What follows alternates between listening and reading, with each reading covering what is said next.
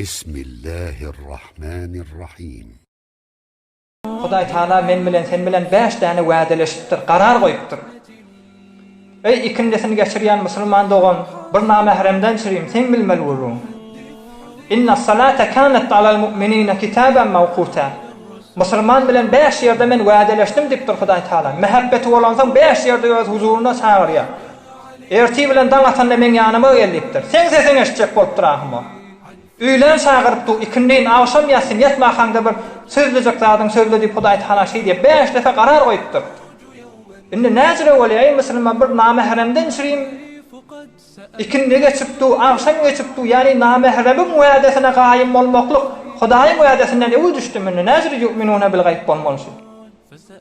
Yu'minun bil gaýb mi baýatmara, zanbe bestem ruzane fani sarady, şu dünýäni berjek bolsaň, kıyamaty ýaşajak bolsaň, baýat imany gaýbyň bolmaly. Emma maalesef Hudaý saklasyn balatlardan daşgary o namaza geçdinmi? Mundan beterrak bolun. Näme bolun? Birinçi adam aýdýan da indi şu mübarek söz haýanky bolun da la raýba fi. Qur'an-ı Kerimden senne taatda gal.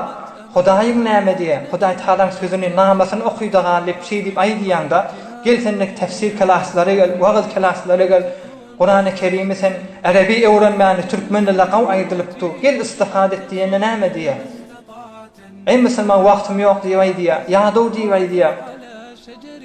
Şu ýadow diýip wagtym ýok diýen adamlardan birji sualym bar men. Ýöne wujdan bilen jogap bersinler. Näme sual? Şu mahal bir 3 tane namy gelse şondan. Atasyndan bir namy gelse. Dostundan bir namy gelse, başga bir kesekiden bir namy gelse, onça haýsy namany artarjak? Belli zat ataň namasyny artarmaly bolar. Hudaý Taala sana namy beripdir. Nämeden şi okuýjak da? Gize ünlü musulman dogam telegramyna mätelleme bir ýerden bir zat gelsin. Guşiňe bluetooth ýa SMS bir zat gelýär, şo tajykda sen fikrin harap etmäni, başga zada meşgul bolman guşiň SMS-ini açýan, ýa bir kän wagtlarda online bolup ýaşaýan, biruz bolýan, aňyrdan gelýärlere basym jogap bereýin. Indi sen Hudaý Taalaň mübarek sözü beýle adamlardan erzişli bolmaly. Yani bärki adamlaryň sözü, bärki adamlaryň namasy Hudaý Taalaň namasyndan erzişli bolmaly. Wagtym ýok diýdigi, ýa Rabbim wagtym ýok diýdigi ha. Qur'an-ı Kerimden gelmeýän, Qur'an-ı Kerim öwrenmeselik, goýa bir dosyň madyr, bela teşbih düşündirmeden çym. Dosyň zeňir goty, zeň onunla meşgul bolsaň, nagat tarafy bir ihtiramy bolar. Yani gerek de wagtym ýok, fursatym ýok diýär. Meger Hudaýa wagt goýman, näme wagt goýmaly musulman dogan? Hudaý Taala näme diýär Qur'an-ı Kerimde? Hudaý Taala näme diýär Qur'an-ı Kerimde? Wa Qur'anan faraqnahu litaqra'ahu 'alan-nasi 'ala muksi wa nazzalnahu tanzila.